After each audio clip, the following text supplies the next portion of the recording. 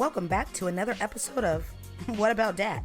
My name's Adair, and with the help of my friend Jen, we'll be going over Wynonna Earp episode 203, Gonna Get You Good. So sit back, relax, and ask yourself, hey, what about Dat? Alright, so, hey guys.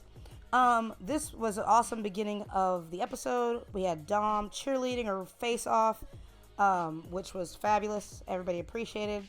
Full standing ovations, pearls clutched, ankles grabbed. It was wonderful. I like the fact that Dom went a little bit above and beyond for the Waverly cheerleading scene. She actually researched Dallas Cowgirls routines and went full out. If you haven't, or if you don't know this, Dom has like a video running around on YouTube of her fully dancing. Like, she's a badass. Very much like Katie from Legends of Tomorrow, how she does parkour and all that stuff. So it's really cool when actors have these other skills besides the ones that we see. So that was quite nice. And I think with that scene, Nicole had one of the best lines of "Baby, that's everyone's thing." And I feel that that should go in a t-shirt, so, or a bumper sticker or something. So I just wanted to bring up that beginning, shot, because that's awesome. Good for slow-mo, good for the cinematographer. I'm down for it. Jen. Right. I thought it was an exciting first 5 pages, cold open, where you have a little dance number by the actress, self-choreographed, double turn into a grand baba. And then you have some fun dialogue. And then we shoot right on over to a scene that's rather dramatic. You have a guy reach into his guts, pulls out his own beating heart. It's very apocalyptica. And he screams. And then we roll the titles and the episode begins. So I thought that was a really fantastic cold open. Yeah, I really enjoyed this kind of monster of the week, this issue of the week, if you will. People just ripping out their spleens. I think that's great. Spleen ripping. It's like, oh, I see. It was a heart spleen ripping. ripping is always appropriate. Yeah. Heartbreaker, literally. A heart rip. Well, it might have been like an intestinal ripping. I mean, to each his own on the whole cursed action thing. But man, this episode had a lot going on. I think we should kind of touch upon all the minor folks for this episode. There weren't that many minors because everybody's such a good ensemble here, but let's just bring it up. You wanted to talk a little bit about Jeremy because it was super quick. Yes, Jeremy's my boy. Yeah, I think that's how we should divide this. I'll just do Jeremy and you do everybody else. Got you, Miss Rosarita. So Jeremy, he really had no existence except for one scene, and it was to point out that Nicole is passive-aggressively handing over files, and he was kind of like a little bitch about that. And then it was also to kind of make Wynonna Earp aware of that, because later in the episode we have something of a conflict between Wynonna and Nicole. So that was pretty much his thing. And then he also explained that there was a curse or a symbol on the trophy, and when it was broken, you had this monster a la Genie of the lamp pop out, who will grant you a death wish. Which is funny because right now there's a movie about to come out where every time you make a wish, somebody dies. Like, you get your wish, but then somebody else dies in your immediate family. So I thought that was very kind of interesting that all of a sudden this movie's coming out and this episode's also happened. So it's like, right. Parallels. That's actually there's actually an anime called Death Note that also is about same theme. I saw that trailer for that movie the other night during rec night. Anyways, yeah. They had Jeremy. Rosarita, I'm actually Walking Dead. God, now you got me calling her Rosarita. Her name's Rosita. Rosita. I really like that they have this beautiful, smart woman here to kind of threaten Wynonna. And of course, Wynonna is a little petty as a person. We all been there. And when she sees this girl and Doc, she's like, oh, I bet she's smart. And he's like, actually, she's a biochemist. Completely shutting Wynonna down, which I think is kind of hilarious and important because, there are some women who still have the hang-ups that a pretty girl can't be more than pretty or boobs. But you can have a pretty face, great body, and be extremely intelligent and bright. And I think that was just kind of a fun kick in the pants for Wynonna. Right, and it also goes with that theme that Wynona's dealing with the insecurity of going back to high school. So we see her feeling insecure in her past in the pedestrian world, and then also with this new woman in her life. And I also want to point out that Rosita, she was wearing the same. Did you say Rizzoli? I don't know. I'm trying. Ravioli. Rosita. Okay. I wanted to point out that she was wearing the same tank that Waverly was wearing the night she met Nicole Hot. Just saying. So. Oh my gosh, that's so funny. Yeah, so I like the fact that she's, I don't know what her thing is, like her, what clout Doc has over her yet. Just besides protection, but like I can't wait to kind of unbreak that. But in the meantime, I like the fact that she's really busy just helping dolls. I think that was really, really awesome. Doc. Oh, what? No, I was just gonna say Doc is gonna give her lots of condoms protection. Oh, jeez. Sorry, not sorry on Jen's behalf. I'm a mess. Another person who, to me, was a minor but did a great, huge thing this episode was Nedley. We've all been kind of not suspicious in a negative way of Nedley, but just kind of waiting for the other shoe to drop with him, trying to, wait to see what his story really is about. And I really, really enjoy the fact that, he was kind of a dick the whole episode of like to Nicole, just like, you need to learn how things work here and blah, blah, blah. And then you realize, oh, he's just kind of just prepping her. He's like, honey, when I know how the world works or know how this city works, because one day I want you to take over. I need someone just as snarky, just as smart, just as grounded as I am to really accomplish and accompany this crazy ass town. Also, I kind of think that because of the fact that she's in a relationship with Waverly, she was going to figure all this stuff out anyways. She was going to be caught in the middle of all this stuff no matter what happens. So I think it's actually quite nice that he finally gave her a place to feel accepted and a place to show that she's going to have some type of grounded arc here. I thought it was going to come from dolls and the whole Black Batch thing, but I really actually love this a little bit more that it comes from Nedley. Yeah, it makes more sense with this character. And also, kind of, if you think about it, Nedley, admits to knowing what's been going on in this town for years. And he's sort of this, like, omnipotent perspective, POV.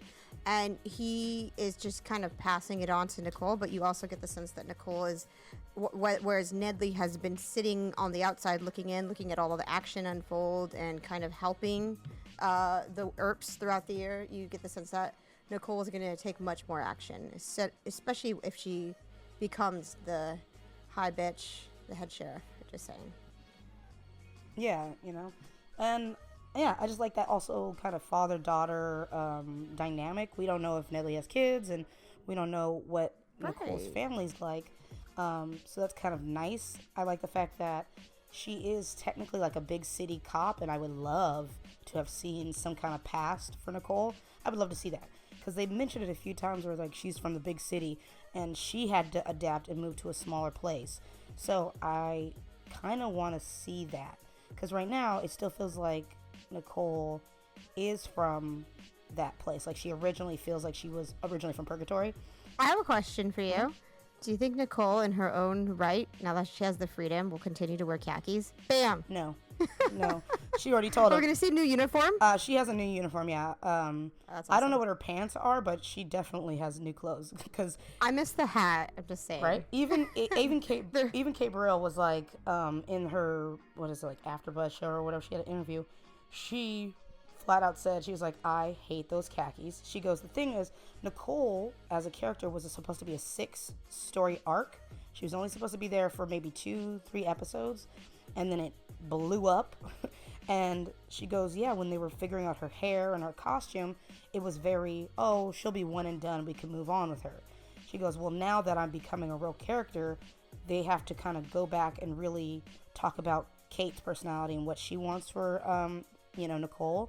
And so now she's going to get different costumes and different pants. But wait a second. I thought that, like, WayHaught was, like, planned from the beginning. So I feel like Emily Andreas wanted to have WayHaught from the beginning. But it wasn't supposed to be. Yeah. The flirting was supposed to happen, yeah. But not the relationship? Well, I don't think they meant it to be as big. It was one of those things. Maybe she was just testing out her freedom or seeing how she felt, and then, exploded. But I find that hard to believe, though. I mean, what's her name? Emily Andreas coming from Lost Girl and having, written relationships of like Bo and Lauren. I felt like she had a really strong sense of that. Well, no, she does. And I think as a writer, she knew that was going to be a case. But as far as the actresses are concerned, like Kate flat out just said, her contract was for 6 episodes. She goes, they didn't talk about going any further. It was just those episodes. It was to see how the chemistry was, or probably, who knows? But she herself was just like, yeah, I wasn't supposed to be here that long. So, that's also why she had other shows. I like the new hair in this episode. Oh, I loved her new hair. I think it's really funny that we've picked in this genre redheads with the bob. Like that just seems to be the lesbian Alex trademark hair. for anybody with with red hair. I feel like her and Alex are so comparable. We really do need to do a podcast about that. But anyways. Mm-hmm. And so, well, back to that moment of that relationship, I think that'd be really cool to see. Another person with a really cool relationship, which I think is funny, who's kind of a minor character, but we've grown to love her so hard, is I keep calling her Melissa, but that's not her name. It's Mercedes. Yes. Yeah. Mercedes. I freaking love her. Another redhead with this kind of like shorter, hair. Anyways, I love this actress. I think that the character is so perfect for Wynonna. I think it's perfect for her to have a best friend who is going to tell it like it is, who's kind of sassy, who knows Wynonna's past, but also accepts her future and her present, and is learning and becoming a better person because of Wynonna. Yeah. She has more confidence. She has the other good line that was like, this crazy, awesome bitch, Yeah. And she is the audience. She's the audience excitement. She is seeing Wynonna kind of for the first time fully, how we saw her the first time when we really got introduced to her. So I think that's really kind of a nice feel to her character. Well, I look at this character. She's a gardener. She's supposed to be like of this higher echelon in the community, and it seems like I draw a lot of parallels between her and Lena Luthor, because she's someone who's trying to redeem her family's name, and she's working against, kind of like we discover later in the episode, she's working against her own family, her siblings, who aren't necessarily interested in doing that. And so that really I really enjoyed this character. I wonder also if she was maybe only contracted for a few episodes, but it just makes sense that she is there. She stays in. Because actually, you know what I was going to say? We really missed in this episode the presence of Champ, because this is one of those episodes where we spoke on the last podcast about the underworld taking over a little bit and being very involved in the Black Badge and seeing less of the pedestrian world of Purgatory. Here's an episode that's mostly dedicated to the world of Purgatory, the community of Purgatory, and I really felt like, why would you have an episode where Wynonna goes back to high school and Champ, who went to high school with them and has a lot of drama with the Earps in general, isn't there? So I felt like he was really missing, and having Mercedes be there kind of fills that need for that attachment to their past, the Earps' past. Well, yeah, and, to be honest, Champ would have been in Waverly's grade, and that was a reunion for Wynonna's grade, so he wouldn't have been there, but Waverly was dressed up like a cheerleader because she's going to go to the game. She's go to the she was going homecoming game. Yeah, she was going to perform or help them, but it wasn't for her reunion, so, like, that was a whole different thing. But that's why all the hockey people, for the most part, were kind of, or unless they're having a whole shindig for the whole city. But I guess, like, yeah. You could see how a she good fights the hockey asshole team. Champ just finishing off last season's finale. It would have been a great opening to give Nicole even more shit, to work through. Well, I think Tucker, his character kind of filled in that misogyny and dick kind of, he filled it in well, because that was kind of what was giving Nicole the grief or whatever. But, as far as Mercedes, also I think that I personally do not think she's dead. I mean, I know they killed her, or let me phrase that. I don't think that actress is done on the show. Yes, Mercedes was killed. They snapped her neck.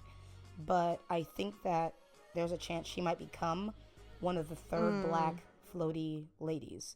Because when the brother Tucker goes, I hate you, and blah, blah, blah, and he gets all Columbine-y, and he leaves, I think that when she dies, because all of a sudden those things are around her, out of nowhere. And I think it was around her the first time with the spiders when she was in the building.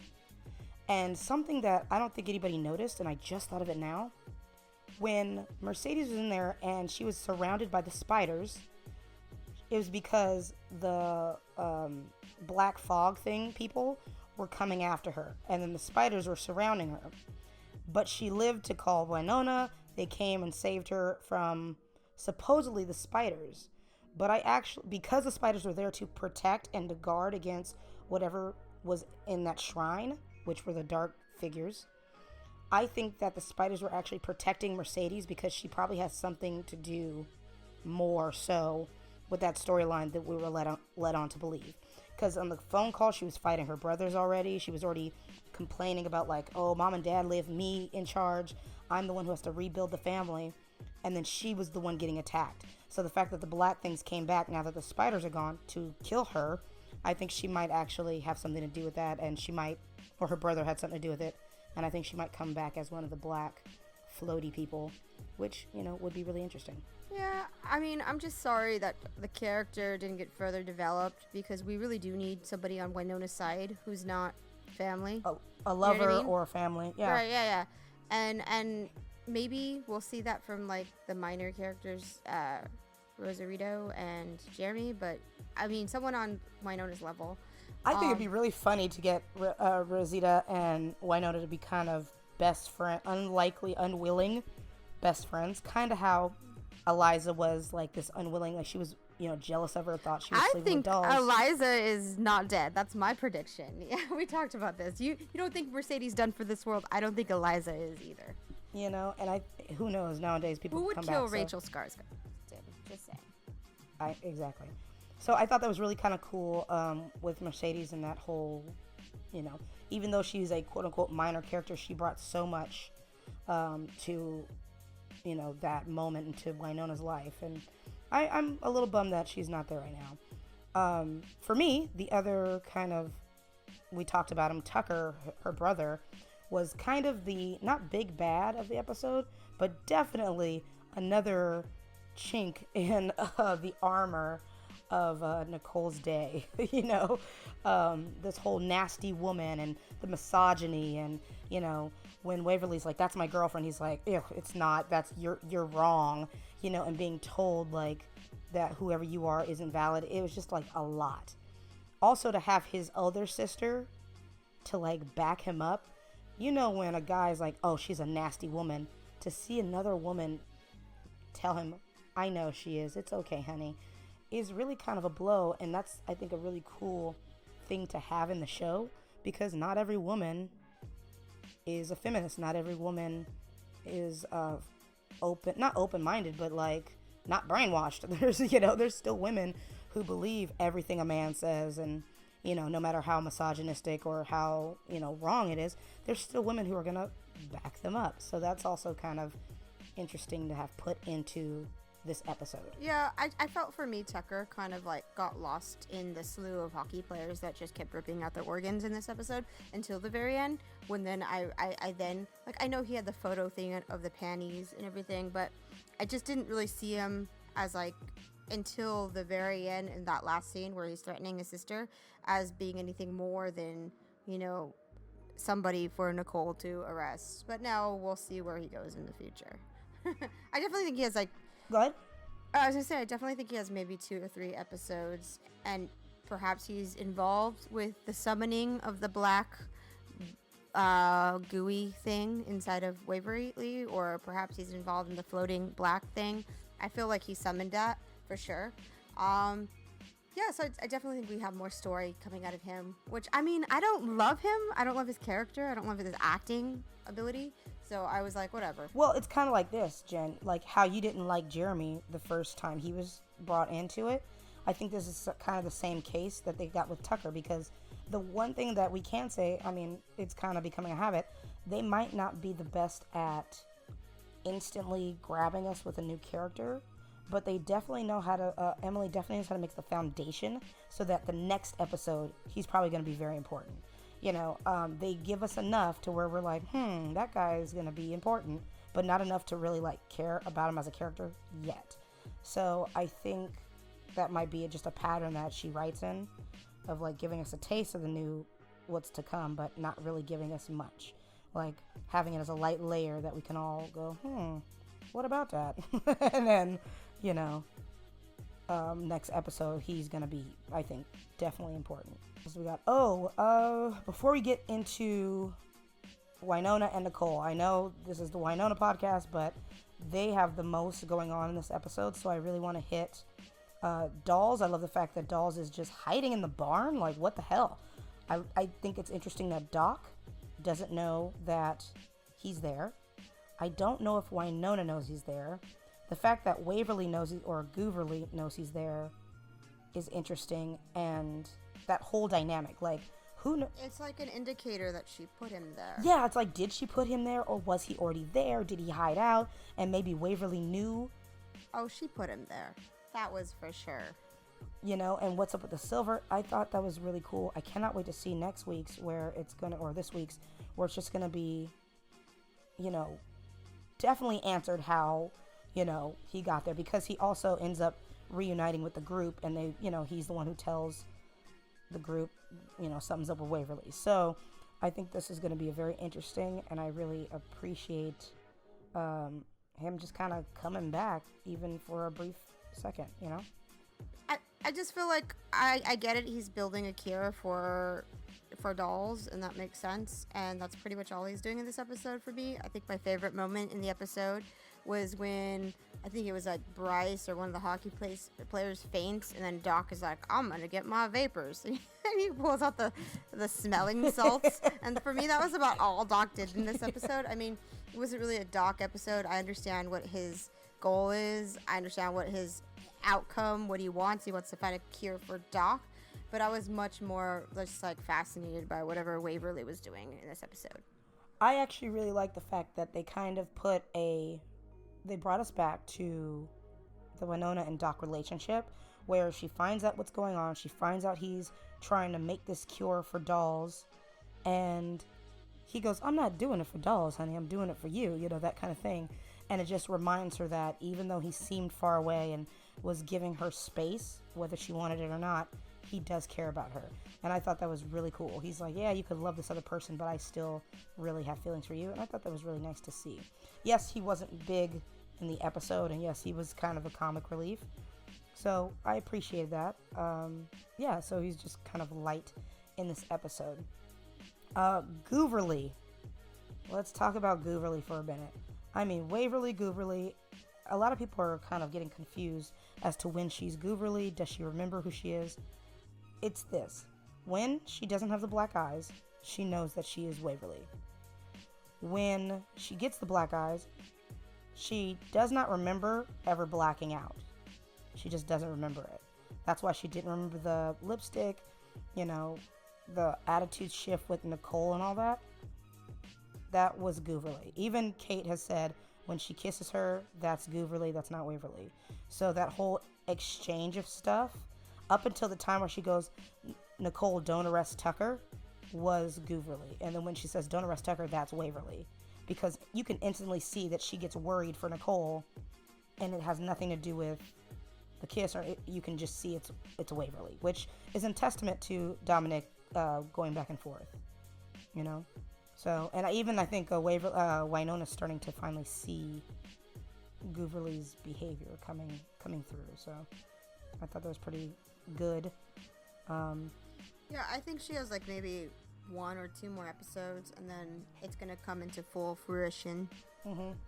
Yeah, they're definitely not gonna keep it too much longer, because people are starting to get sad that she's so bad. I think the rest of the season is going to be her grappling with whatever she does under the influence of the goo. Possibly, I really liked, besides like I said, the chilling thing, yes, it was great, but I really do like the fact that they kind of put the trope on their head with, instead of performing for your boyfriend, you're performing for your girlfriend.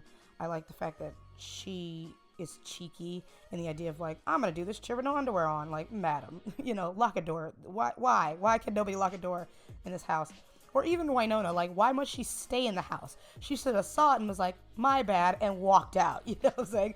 Like, I think this is kind of funny, but I really appreciate... It's a good dance routine, you know? Sometimes you just...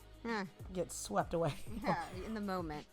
Yeah, but I liked that Waverly was just so over the place.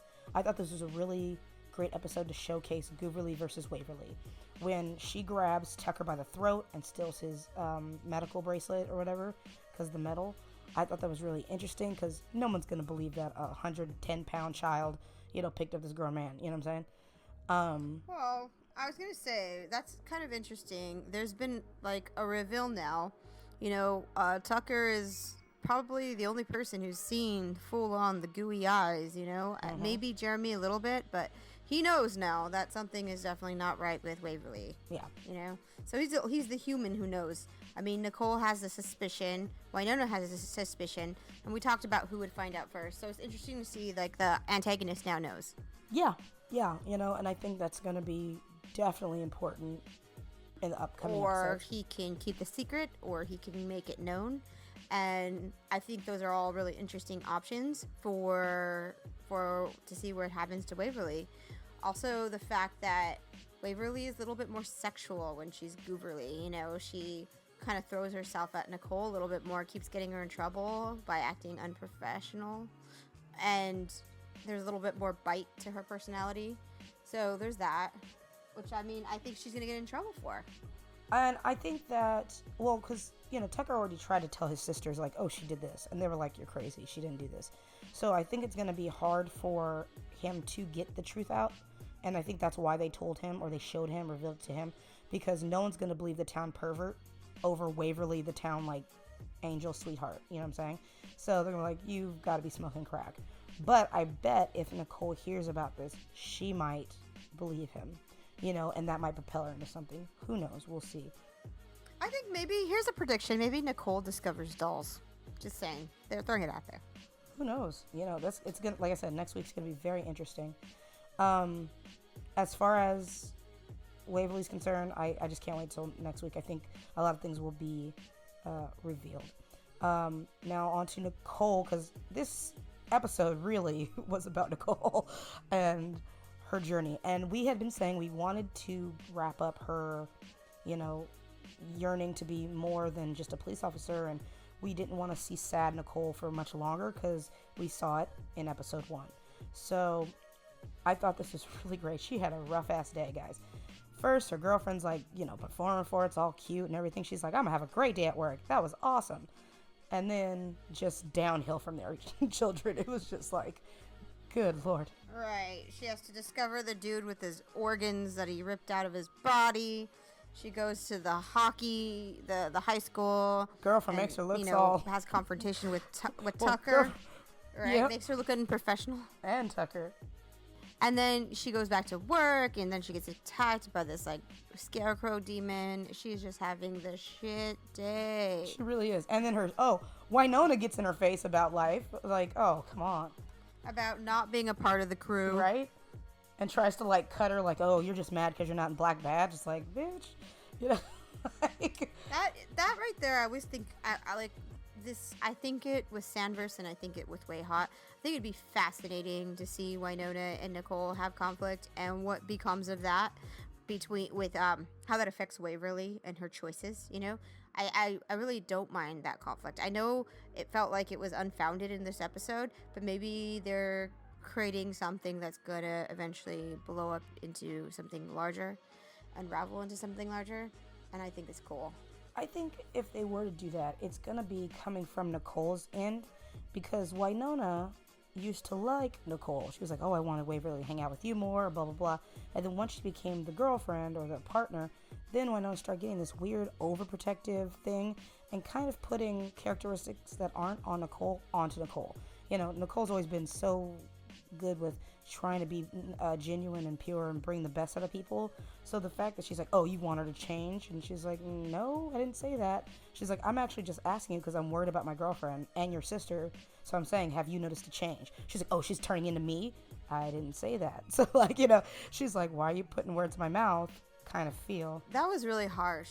I just think that when the time comes for there to be a conflict, also, I think Nicole, even though it's a joke, I think Nicole is going to mention that Wynonna always just bursts in on her and Waverly. She doesn't knock.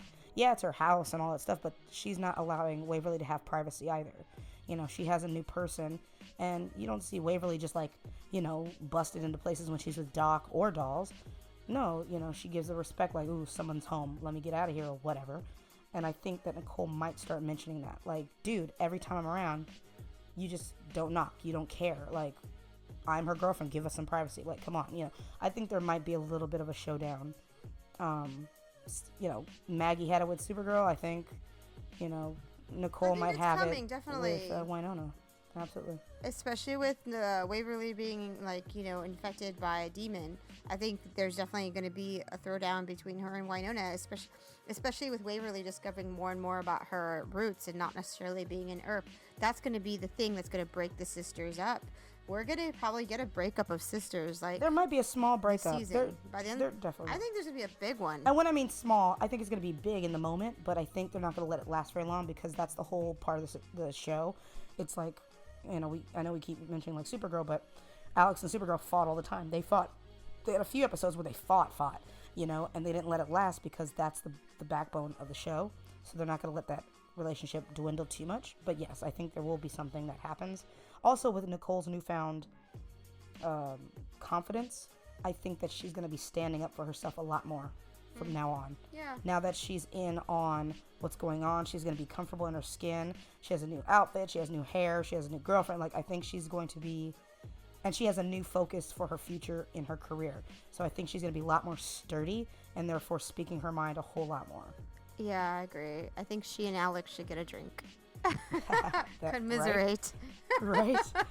Crossover. I would love to see that. Just saying. Yeah, and this episode was a lot of weaving in and out for Wynonna, of being, self-conscious and a little bitter.